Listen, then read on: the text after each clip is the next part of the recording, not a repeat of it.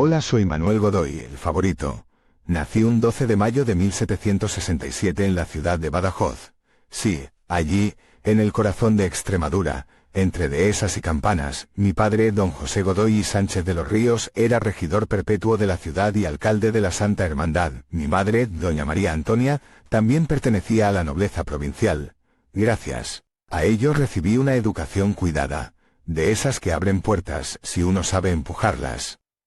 Mi familia no era de la alta nobleza cortesana, pero sí lo bastante noble como para permitirme ingresar, con apenas 17 años, en la Real Compañía de Guardias de Corpeese. Allí ya servía mi hermano Luis, y allí empezaría yo un camino que ni yo mismo habría imaginado. Recuerdo aquel día de 1788. Íbamos de la granja a Segovia. Como escolta de los príncipes de Asturias montaba a caballo, como era habitual, cuando el animal se desbocó. Caí. Pero me levanté de inmediato, domé a la bestia y volví a cabalgar. Fue una escena breve, casi cómica, pero con consecuencias inesperadas. Los príncipes de Asturias, Carlos y María Luisa, presenciaron el incidente. Les impresionó mi valor, o quizás fue el destino el que ya empezaba a mover sus hilos. Poco después, el 14 de diciembre de ese mismo año, Carlos ascendió al trono como Carlos IV, y ahí comenzó mi meteórico ascenso. El 30 de diciembre me nombraron cadete supernumerario con servicio en palacio. Luego, todo fue rodando como si el tiempo me llevara en volandas. Coronel de caballería en mayo del 89, caballero de Santiago en noviembre, comendador en 1790, mariscal de campo en febrero del 91, gentilhombre de cámara en marzo, teniente general en julio. Demasiado rápido, quizás, pero así fue. Me colmaron de títulos: Gran Cruz de Carlos III, Duque de Alcudia con Grandeza de España y una dehesa en Sierra Morena que llevaba mi nombre. Luego vino el Toisón de Oro, el título de Capitán General y más aún, Duque de Sueca, Marqués de Álvarez, Señor de Soto de Roma. Ser el hombre más poderoso de España después del rey no es cosa fácil, y menos cuando Europa entera arde en llamas. Ocupé la Secretaría de Estado en un momento en que el mundo parecía perder la razón. Al otro lado de los Pirineos, la Asamblea Nacional Francesa se había convertido en tribunal, y quería hacer algo impensable: ajusticiar a Luis XVI, primo del rey Carlos IV. Puse todo mi empeño en evitar aquel crimen. Moví influencias, envié mensajes, apelé a la razón, incluso al miedo. Pero fue inútil. La guillotina cayó el lunes 21 de enero de 1793, y con ella se cortó algo más que la cabeza de un rey. Se quebró el equilibrio del continente. La sangre real había sido derramada, y no quedaba más salida que la guerra. España, como tantas veces en su historia, se lanzó al conflicto con honor pero sin preparación. El curso de la guerra fue desfavorable, y 2 años después me vi obligado a hacer lo que muchos consideraron una traición, pero que yo sigo viendo como un acto de sensatez. Firmé la paz de Basilea en 1795, por ese tratado salvamos lo que pudimos. Francia aceptó la paz y a mí, por una vez, me honró. Me otorgaron el título de Príncipe de la Paz. Sí, muchos me envidiaron. Decían que era un título vacío, pero yo sabía lo que significaba haber salvado a España de un desastre mayor. Poco después firmamos con Francia el Tratado de San Ildefonso, esta vez contra Inglaterra. Parecía lógico compartir enemigos, unir fuerzas, pero fue un precio alto, al aceptar aliar nuestra política exterior a los designios de Napoleón. Hipotecamos nuestra soberanía y nos metimos en un conflicto perpetuo con Gran Bretaña, la potencia naval por excelencia. Fue como desafiar al mar con una vela rota. Mientras tanto, el interior de España no ofrecía consuelo. La hacienda estaba extenuada. Las recetas de mis ministros, aunque bien intencionadas, no lograban estabilizar el país. La gente sufría y yo intentaba sostener el edificio entero con mis propias manos. En la corte me culpaban de todo, de la guerra, del hambre, hasta del viento si soplaba en contra. Pero nadie quería mirar el mundo tal como era. Europa se deshacía entre revoluciones y coronas rotas, y yo hacía lo que podía para que España no se viniera abajo. Me llamaron el favorito, el válido. Muchos me envidian, otros me odian. Pero lo cierto es que llegué a lo más alto desde un rincón de provincia. Siempre se ha dicho que poseo una conversación amena, un trato, digamos que persuasivo. No lo negaré. Sé moverme en los salones de la corte, entre abanicos y miradas cruzadas, con tanta soltura como en los campos de batalla o las intrigas del gabinete. Y claro, cuando uno asciende tan alto y tan rápido como lo hice yo, no tardan en surgir los rumores. Algunos me atribuían una relación más que cercana con la reina María Luisa de Parma. Incluso llegaron a decir que Francisco de Paula, nacido en Aranjuez en marzo de 1794, y su hermana María Isabel, que vino al mundo en Madrid en julio de 1789, eran hijos míos. Rumores, claro, pero ya sabes cómo es la corte, las palabras vuelan más rápido que los caballos. Para acallar esas voces y de paso fortalecer mi posición, decidí dar un paso firme y noble. El 16 de septiembre de 1797 contraje matrimonio con doña María Teresa de Borbón y Vallabriga. No era cualquier dama, segunda, hija del infante don Luis de Borbón y Farnesio, hermano de Carlos III y de María Teresa Vallabriga. Con ese enlace, mi sangre quedaba unida a la de los Borbones. Ya no solo era el favorito, ahora también era familia. Y como prueba del honor con que fue recibido aquel enlace, puedo decir sin falsa modestia, que los propios reyes fueron nuestros padrinos. Carlos IV y María Luisa, de puño y presencia, nos dieron su bendición. Fue amor, fue política, quizás un poco de ambas cosas, pero en la corte todo está tejido con hilos invisibles de conveniencia, poder y apariencia, y yo sabía coser muy bien. Yo era príncipe de la paz, sí, pero también fui hombre, y como tal no escapé a las pasiones. Para cuando el pueblo y la corte cuchicheaban sobre mis decisiones, también era bien sabida mi relación con Josefa Tudó, o como la llamaban todos, Pepita. Las relaciones entre Pepita y yo no se interrumpieron tras mi matrimonio. Pepita había nacido en Cádiz en mayo de 1779. Su padre, Antonino Tudó, era un catalán de noble linaje y militar de carrera. En 1795 fue nombrado brigadier y segundo teniente de la Compañía Española de Guardias de Corpese. Ese nombramiento lo trajo a la corte, y con él vino Pepita. Era el destino. Nos conocimos alrededor de 1796, y desde entonces su presencia fue una constante en mi vida. Cuando su padre fue nombrado intendente del Palacio del Buen Retiro en 1797, la familia se trasladó allí. Yo ya estaba casado, sí, con María Teresa de Borbón, duquesa de Alba, pero no por amor. Fue una alianza como tantas otras en la nobleza. Sin embargo, con Pepita todo fue distinto. Había una ternura que no encontraba en otro lugar. Muchos me juzgaron. Dicen que, tras recibir la dote de 5 millones de reales por mi matrimonio con María Teresa, tuve la osadía de llevar a Pepita a vivir conmigo, como si eso fuera escandaloso en una corte que respiraba hipocresía. El propio Jovellanos, que me acompañó a almorzar un mes después de mi boda, se escandalizó por ver a mi esposa y a mi amante en la misma mesa. Hipocresía pura. Mientras tanto, mi vida con Pepita continuaba.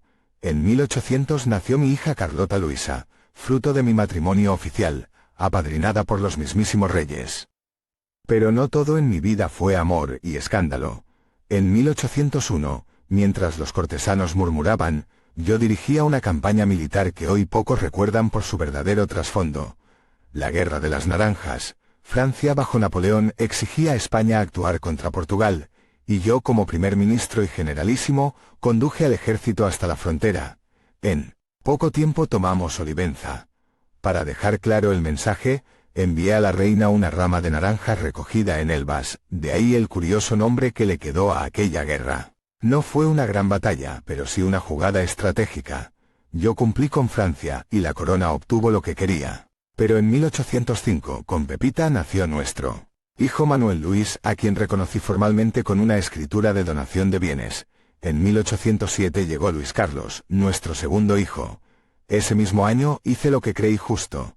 Pepita fue nombrada condesa de Castillofiel. Ella, que había soportado murmuraciones, ausencias y desplantes de la alta sociedad, merecía mucho más que un título. Merecía mi respeto. Lo tuvo. Se lo merecía. No solo por el amor que nos unía, sino por la entereza con la que siempre enfrentó la mirada ajena, los comentarios maliciosos y las etiquetas que la corte no dudaba en repartir. Sí, fui político, militar, diplomático, pero también fui hombre. Amé a Pepita en un tiempo en que hacerlo tenía precio, y aún hoy si me dieran a elegir entre un campo de batalla y su mirada, sabía bien dónde está la verdadera paz. Muchos pueden seguir juzgando, pero yo viví como creí correcto, y en medio de los juegos del poder y las intrigas palaciegas, Pepita fue mi refugio.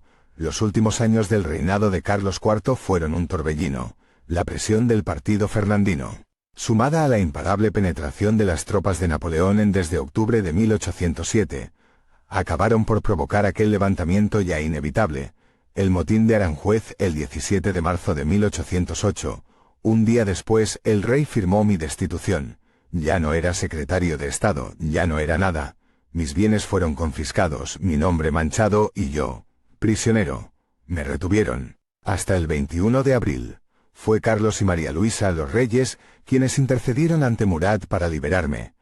Ellos, fieles a su afecto y confianza hacia mí, lograron que me trasladen a Bayona. Allí comenzaba la segunda etapa de mi existencia. El exilio, un largo peregrinaje que duraría hasta mi muerte. María Teresa, mi esposa, no me siguió. Se retiró con su hermano, el arzobispo de Toledo, a esa ciudad. Pero sí me acompañaron quienes siempre me ofrecieron afecto sin condiciones. Mi hija Carlota, fiel como su madre, y Pepita Tudó con nuestros dos hijos pequeños, su madre, doña Catalina, y su hermana Socorro. Formábamos una extraña pero firme familia. Durante los primeros años del exilio, de 1808 hasta 1819, no tuve ya poder político, pero me mantuve como representante moral de los reyes en el destierro. Fuimos de ciudad en ciudad, Compiègne, Aix-en-Provence, Marsella, hasta establecerme finalmente en Roma en mayo de 1812. Fue en Italia donde traté de reconstruir algo de lo perdido. Compré la Villa Mattei en el Monte Celio. Allí por un tiempo viví con Pepita y los niños tratando de encontrar una paz esquiva, pero la sombra de Fernando VII seguía persiguiéndome. Desde que volvió al trono emprendió un acoso sistemático contra mí, con ayuda de su embajador ante la Santa Sede, Vargas Laguna. El Papa Pío VII, influido por esas presiones, decretó mi destierro de Roma en 1814. Me enviaron a Pesaro. Mientras tanto, Pepita y los niños fueron a Génova. Un año más tarde, su santidad levantó la orden, y yo regresé a Roma, donde me instalé en el Palacio Barberini, nuevamente junto a los reyes y mi hija Carlota. Pepita y los suyos no pudieron volver conmigo. Sus relaciones conmigo, según el Vaticano, eran inaceptables. La reina misma rogó por la anulación de mi matrimonio con María Teresa, para poder regularizar mi vida con Pepita y legitimar a nuestros hijos, pero el Papa no cedió. Así que, separados por las normas y la moral, permanecimos distantes. En Pisa, en 1818, la vida me golpeó con brutalidad. Mi hijo Luis Carlos falleció, con tan solo 11 años. No hay gloria ni título que alivie un dolor así. La muerte de Carlos IV y de María Luisa, en enero de 1819, fue un punto de inflexión. Con ellos desaparecieron los últimos vestigios de aquel mundo al que yo había pertenecido. Mi lealtad hacia ellos fue inquebrantable hasta el último suspiro, y con su partida algo dentro de mí también se extinguió. Pepita, siempre inquieta, deseaba comenzar una nueva vida conmigo y con nuestro hijo lejos de Roma. Pero yo ya no tenía fuerzas para nuevos comienzos.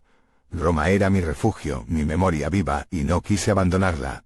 En 1821, mi querida hija Carlota se casó con Camilo Ruspoli, un noble romano. Fue una unión feliz y digna, y me llenó de satisfacción. Aquel mismo año, reconocí oficialmente a Manuel Luis como mi hijo legítimo. Era lo justo, era lo necesario. Siempre fue mi hijo en todo menos en los papeles. Por fin también lo era ante el mundo. Pero la distancia con Pepita se fue ensanchando. En 1823, cansada de mis negativas a dejar Roma, ella se marchó a París, llevando consigo a Manuel Luis y a su madre, doña Catalina. París era otro mundo.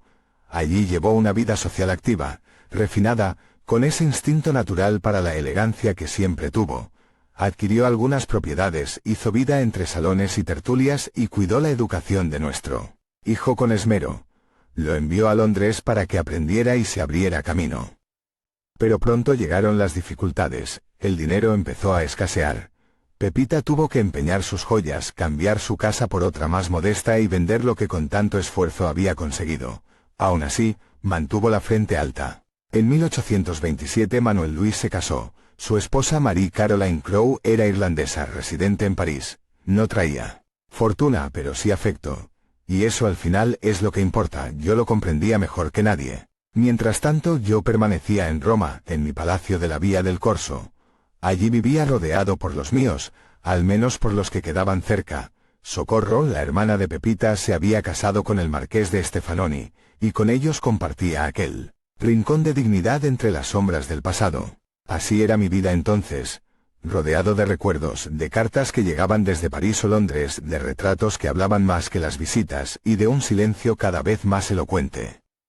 Los años siguieron cayendo uno a uno como hojas en otoño, y yo, viejo ya, seguía en Roma, en mi palacio de la Vía del Corso, sin poder ni gloria, pero con algo más profundo, la conciencia tranquila de haber sido fiel a mí mismo. A veces, al mirar el reflejo en el espejo, no veía al príncipe de la paz ni al ministro todopoderoso, sino simplemente a Manuel, hijo de Badajoz, amante de libros, de mujeres, de la política, de la vida. Pasaron los años y el mundo cambió sin mí. España, esa tierra que tanto amé, siguió su camino mientras yo permanecía en la orilla, desterrado, olvidado por muchos, señalado por otros. Josefa Pepita volvió a cruzarse en mi vida de forma definitiva en 1830, cuando decidí, al fin, casarme con ella. Tantos años de espera, de obstáculos, de escándalos, y al final el tiempo nos dio la razón. Con ella y con Manuel Luis recuperé un poco de alegría en mis días finales. No mucha, pero suficiente para sonreír al pasado sin rencor. Solo en 1832. Con Fernando VII ya cansado y débil, me permitió recuperar mis títulos, aunque sin restituirme mis bienes. Agradecí el gesto, pero no esperaba nada. Lo único que deseaba en mis últimos años era paz, la auténtica. El hombre, el mito, el traidor, el ambicioso, el visionario, el fiel. Tantos nombres me pusieron, que la historia juzgue si quiere. Yo ya no tengo prisa. Fui amigo del rey, amante de una reina sin corona, enemigo de muchos, sobreviviente de todos. Me llamaron el príncipe de la paz, pero solo ahora, en el silencio eterno, he encontrado algo parecido a ella. Fallezco el 4 de octubre de 1851, y recibiendo sepultura en el cementerio del Père Lachaise de París.